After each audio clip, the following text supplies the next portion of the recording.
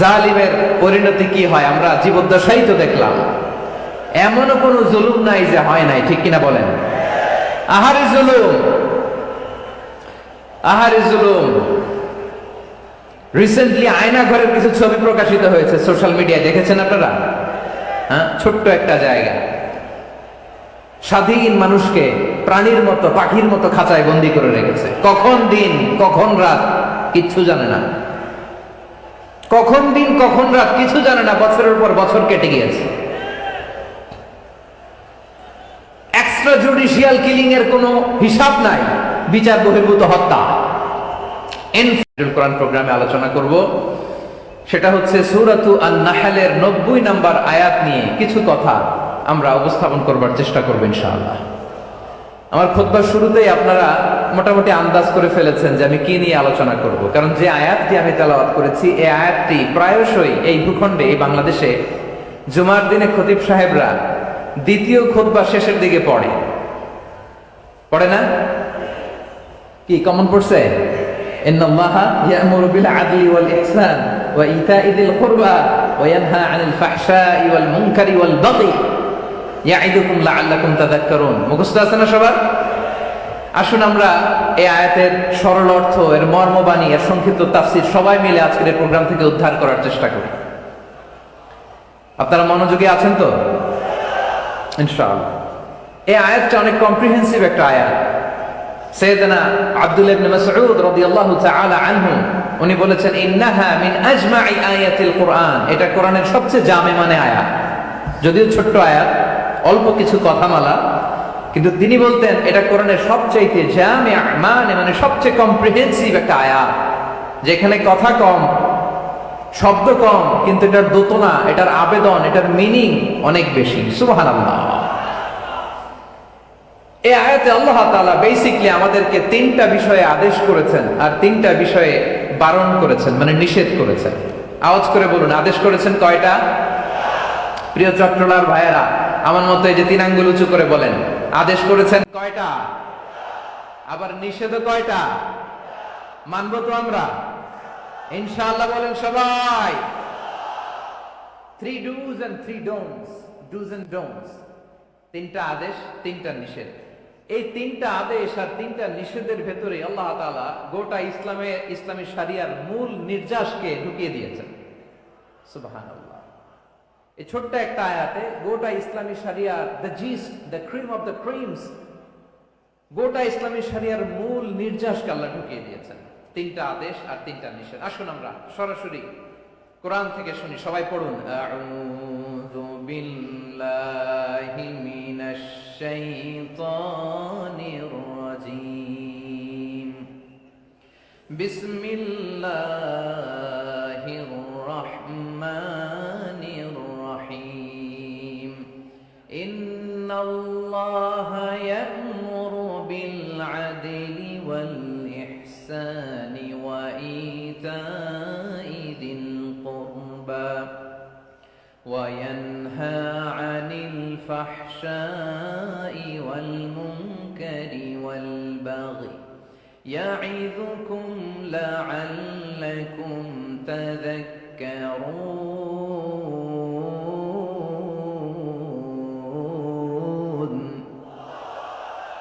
আল্লাহ তাআলা ইরশাদ করছেন, ইন্নাল্লাহা ইয়া'মুরু বিল আদলি ওয়াল ইহসান, নিশ্চয় আল্লাহ তাআলা তোমাদেরকে ন্যায় বিচারের আদেশ দেন, সদাচরণের আদেশ দেন, নিকট আত্মীয়দেরকে দানের আদেশ দেন।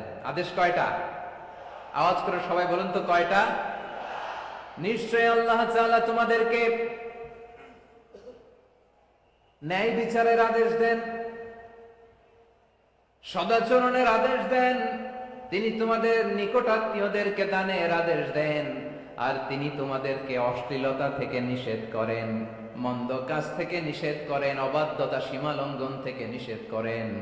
তিনি তোমাদেরকে উপদেশ দেন যাতে তোমরা শিক্ষা গ্রহণ করো। সুবহানাল্লাহ। উপদেশ দিচ্ছে স্বয়ং কে? তিনটা জিনিসের আদেশ। ইয়া'মুরু বিল আদল, সুবিচার, ন্যায় বিচারের আদেশ তিনি দেন। ইহসানের আদেশ দেন, যাতে আমরা ইহসান করি, একে অপরের প্রতি সুবিচার করি। মহানুভবতা দেখায়, অনুগ্রহ দেখায়, আর নিকট আত্মীয়দেরকে যেন আমরা দান করি। এই তিনটা আদেশ তিনি দিয়েছেন। আর কোন তিনটা জিনিস থেকে তিনি বারণ করেছেন? অশ্লীলতা, ফাহশা, মুনকার, মানে সব মন্দ আর অসৎ কাজ, এগুলো থেকে তিনি আমাদেরকে বারণ করেন।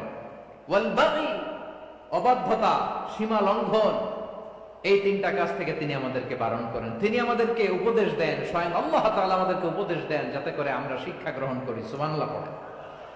তাহলে আসুন আমরা ধরে ধরে একটা একটা করে সামনের দিকে আগাই। আল্লাহ তাআলা প্রথমে আমাদেরকে আদেশ দিয়েছেন আদালের। ইন্নাল্লাহা ইয়া'মুরু বিল আদল। আওয়াজ করে বলুন আল আদাল। সবাই পড়ুন আল আদাল।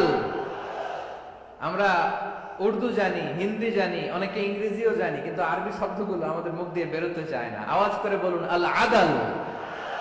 মাশাআল্লাহ। ইন্নাল্লাহা ইয়া'মুরু বিল আদল। আল্লাহ তাআলা আমাদেরকে আদলের আদেশ দেন।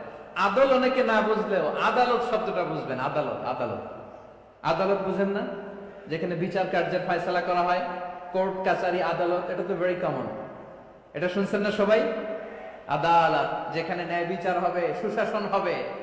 কিন্তু ভাগ্যের কি নির্মম পরিহাস, ওখান থেকে মিথ্যা সাক্ষী দিয়ে মনমতো রায় দিয়ে দেয়া হয়।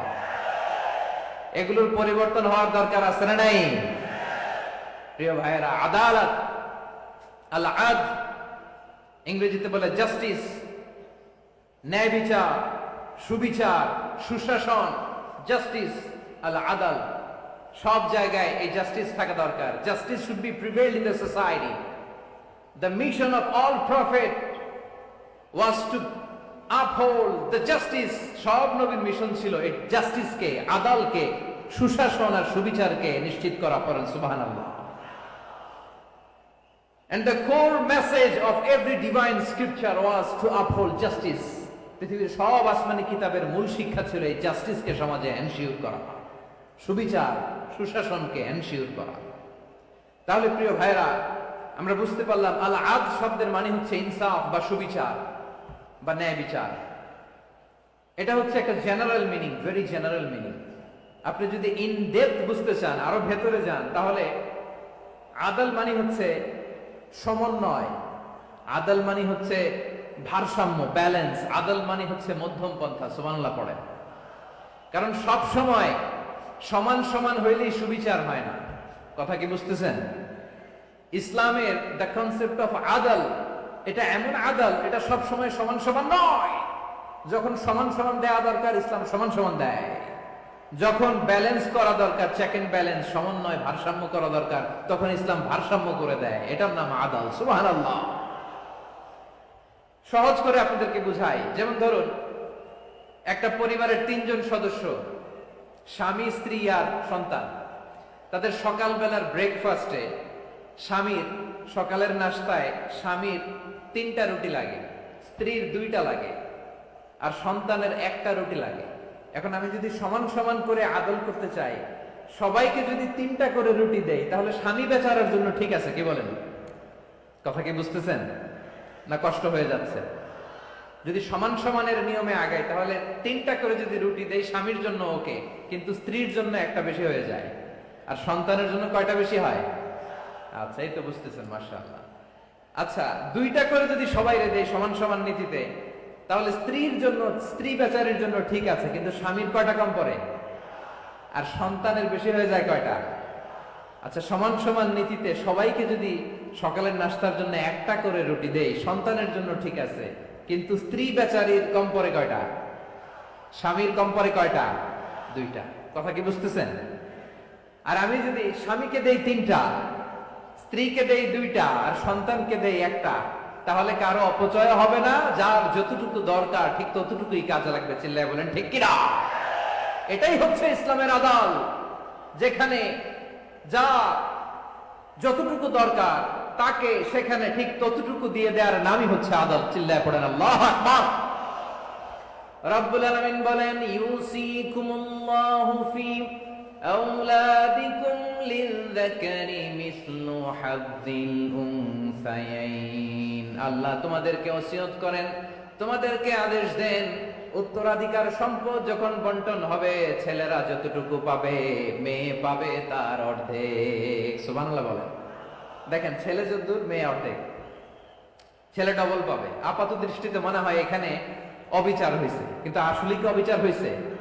আপনি বিয়ের ক্ষেত্রে যান, ওইখানে আবার ছেলে মোহরানা দেয়, মেয়ে সেখানে মোহরানা পায়, তাহলে চেক এন্ড ব্যালেন্স, ভারসাম্য, ব্যালেন্স, মধ্যম পন্থা এখানে আছে না নাই? এটাই হচ্ছে ইসলামের আদল। আল্লাহ তাআলা এই আদলের আদেশ দিয়েছেন, সুবিচার, ন্যায় বিচার, সুশাসন এবং ভারসাম্যের আদেশ দিয়েছেন। প্রিয় ভাইয়েরা, একটি শান্তিময় সমাজ, একটা সমৃদ্ধ সমাজ, একটা মানবিক সমাজ যদি আমরা পেতে চাই, এই আয়াতের মধ্যে যতগুলো পয়েন্ট আছে সবগুলোর বাস্তবায়ন লাগবে। কথা বুঝতে পেরেছেন? বলেন, আওয়াজ করে বলেন, আমরা একটা শান্তির সমাজ চাই কি চাই না? আমরা একটা সমৃদ্ধ বাংলাদেশ চাই কি চাই না? আমরা একটা মানবিক বাংলাদেশ চাই কি চাই না? এই আয়াতে আল্লাহ তাআলা একটা মানবিক সমাজের রূপরেখা টেনেছেন। তার প্রথম কথা হচ্ছে ইন্নাল্লাহা ইয়ামুরু বিল আদল। আল্লাহ তাআলা তোমাদেরকে আদলের নির্দেশনা দেয়, সুবিচার, সুশাসনের নির্দেশনা দেয়। যে সমাজে আদল থাকে না, সেই সমাজে জুলুম মানুষের ঘাড়ে চেপে বসে। আদলের বিপরীত হচ্ছে জুলুম। আদলের বিপরীত কি? জুলুম বা জাওর, অত্যাচার, অবিচার, বৈষম্য। এই যে বৈষম্য বিরোধী ছাত্র আন্দোলন কেমন পড়ছে? এই যে একজন সমন্বয়ক তো দেখা করলো আমার সাথে। জুলুম মানে হচ্ছে বৈষম্য। বৈষম্যের স্থান ইসলামে নাই, অবিচারের স্থান ইসলামে নাই, জুলুমের স্থান ইসলামে নাই। আল্লাহ তাআলা বলেন যে আমি জুলুমকে নিজের জন্য হারাম করেছি এবং তোমাদের জন্য হারাম করেছি। বিশ্বনবী ফরমান, আল্লাহ তাআলা বলেন হাদিসে কুদসিতে, ইয়া ইবাদি ইন্নী হারামতু যুলমা আলা নাফসি ওয়া জাআলতুহু বাইনাকুম মুহাররামান ফালা তাযালামু। আমার গোলামেরা শোনো, নিশ্চয় আমি আল্লাহ তাআলা জুলুমকে আমি আমার উপরে হারাম করেছি, অনুরূপভাবে জুলুম করাকে তোমাদের উপরেও হারাম করেছি। ফলে ফালা তাযালামু, তোমরা একে অপরের সাথে জুলুম করো না। নির্দেশনাটা কার? খবরদার, জুলুমের সাথে আমাদের কোনো সম্পর্ক নাই। আল্লাহ তাআলা আদলের আদেশ দিয়েছেন, আদালতের আদেশ দিয়েছেন, সুশাসনের, ন্যায় বিচারের আদেশ দিয়েছেন। ইন্নাল্লাহা ইয়ামুরু বিল আদল। আমাদেরকে আদল প্রতিষ্ঠা করতে হবে। জুলুমের সাথে ইসলামের কোনো সম্পর্ক নাই। আল্লাহ তাআলা জালিমদের জন্য কঠিন শাস্তি প্রস্তুত করে রেখেছেন। যারা এই আদলকে ভুলণ্ঠিত করে জুলুমের রাস্তায় হাঁটতে চায়, তাদের প্রাপ্য কিয়ামতের ময়দানে বুঝিয়ে দিবে কে? আল্লাহ তাআলা তাদের প্রাপ্যকে বুঝিয়ে দিবেন। এজন্য বিশ্বনবী বলে, খবরদার, তোমরা ইনসাফ করবে, আদল করবে, জুলুম করবে না। আর যুলমু যুলুমাতুন ইয়াউমাল কিয়ামা, জুলুম কিয়ামতের দিন অন্ধকার হয়ে জালিমের ঘাড়ে চেপে বসবে। আবার বিশ্বনবী বলতেন, ইত্তাকি দাওয়াতাল মাজলুম, খবরদার, তোমরা মজলুমের কান্নাকে ভয় করো। ফাইন্নাহু লাইসা বাইনাহু ওয়া বাইনাল্লাহি হিজাব, কেননা মজলুমের কান্নার মাঝে আর আল্লাহর আরশের মাঝে কোনো পর্দা থাকে না। বিশ্বাস হয়? এই কথা বিশ্বাস হয়? এর জলজন্ত প্রমাণ তো আমরা নিজেরাই দেখলাম। হ্যাঁ, মজলুমের কান্না ফুলে ফেপে মহিরুহ হয়ে, পাহাড়ের মতো হয়ে, বিস্ফোরিত হয়ে জালিমের মসনদকে ছারখার করে দিয়েছে। এর প্রমাণ তো আমরা নিজেরাই তো দেখলাম। জালিমের পরিণতি কি হয় আমরা জীবদ্দশাই তো দেখলাম। এমনও কোনো জুলুম নাই যে হয় নাই, ঠিক কিনা বলেন? আহারে জুলুম, আহারে জুলুম। রিসেন্টলি আয়না ঘরের কিছু ছবি প্রকাশিত হয়েছে সোশ্যাল মিডিয়ায়, দেখেছেন আপনারা? হ্যাঁ, ছোট্ট একটা জায়গা, স্বাধীন মানুষকে প্রাণীর মতো, পাখির মতো খাঁচায় বন্দী করে রেখেছে। কখন দিন কখন রাত কিচ্ছু জানে না, কখন দিন কখন রাত কিছু জানে না। বছরের পর বছর কেটে গিয়েছে। এক্সট্রা জুডিশিয়াল কিলিং এর কোনো হিসাব নাই, বিচার বহির্ভূত হত্যা, এনফোর্স ডিসঅ্যাপিয়ারেন্স, গুম, যেটা সবচাইতে বড় মানবতা বিরোধী অপরাধ। কত মানুষ যে গুম হয়েছে তার কোনো ইয়ত্তা নাই। যেই ফ্যামিলির সদস্য গুম হয়েছে, তারা কি ওই লোকটার জন্য মাগফিরাতের দোয়া করবে নাকি সুস্বাস্থ্যের দোয়া করবে তারা নিজেরাও জানতো না, কারণ জানে না ও বেঁচে আছে না মরে গেছে। আহা, বিডিআর নওজওয়ানদের যারা ছাড়া পেল দেখলাম, বিনা অপরাধে কোনো অন্যায় ছাড়া, অপরাধ ছাড়া তাদের জীবন থেকে, তাদের তারুণ্যের, তাদের যৌবনের 15 বছর, 16 বছর, 17 বছর নাই। 6 মাস বয়সের ছোট বাচ্চাকে রেখে জেলে গেছে। 6 মাসের মেয়ে বেরোয়, দেখে মেয়ের বয়স 17 বছর। মেয়ে বাবারে চিনে না, বাবা মেয়েরে চিনে না। মেয়েকে এখন বিয়ে দিয়ে আরেক ছেলের হাতে তুলে দিবে। মেয়ের শৈশব বাবা দেখে নাই, মেয়ের কৈশোর বাবা দেখে নাই, মেয়ের তারুণ্য দেখে নাই।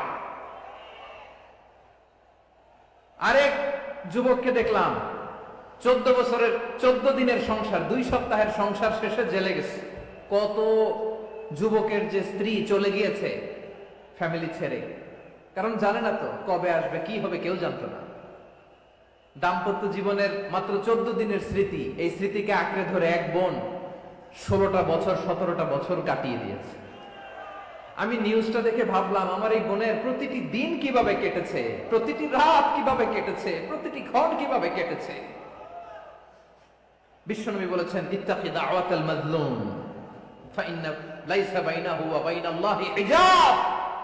মাজলুমের কান্নাকে ভয় করো, কারণ মাজলুমের কান্না আর আল্লাহর মাঝে কোনো পর্দা থাকে না। আমরা আর এরকম কোন জুলুম বাংলাদেশে দেখতে চাই না। জোরে বলেন ঠিক কিনা? আর কেউ নতুন করে জালিম হোক আপনারা চান? আবার নতুন করে কেউ ফ্যাসিস্ট হোক আপনারা চান?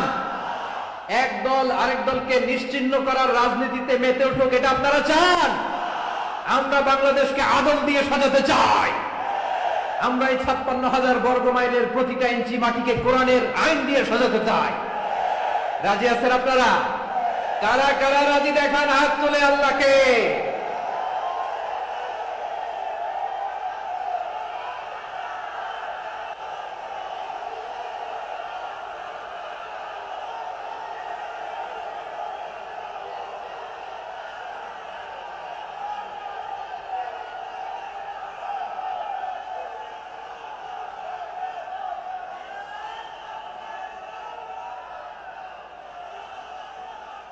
বসুন আমার প্রিয় বীর চট্টলার তৌহিদি মুসলমান, আমরা আর নতুন করে কেউ জালিম হোক এটা চাই না।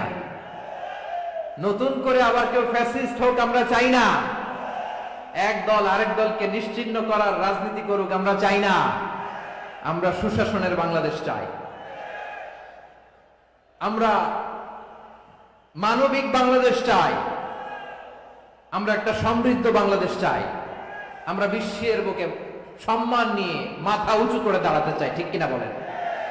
আল্লাহ বললেন, এটা যদি তোমরা চাও, একটা সমৃদ্ধ সমাজ যদি বিনির্মাণ করতে চাও, মানবিক সমাজ যদি বিনির্মাণ করতে চাও, আমি তোমাদেরকে সেজন্য প্রথমেই আদালতের নির্দেশ দিলাম। ইন্নাল্লাহা ইয়া'মুরু বিল আদল, নিশ্চয় আল্লাহ তাআলা তোমাদেরকে ন্যায় বিচার, সুশাসন এটার আদেশ দেন। সুবহানাল্লাহ। আদাল, ন্যায় বিচারের আদেশ আল্লাহ তাআলা কোরআনের বিভিন্ন আয়াতে দিয়েছেন। আল্লাহ তাআলা বলেন, ইন্নাল্লাহা ইয়া'মুরুকুম আন তু'আদ্দুল আমানাতি ইলা আহলিহা ওয়া ইযা হাকামতুম বাইনান নাসি আন তাহকুমু বিল আদল ইন্নাল্লাহা নি'ম্মা ইয়া'iদুকুম বিহি ইন্নাল্লাহা কানা সামিআন বাসীরা। আল্লাহ তাআলা বললেন, আল্লাহ আদেশ দিচ্ছেন, যে ব্যক্তি আমানতের হকদার তার হাতে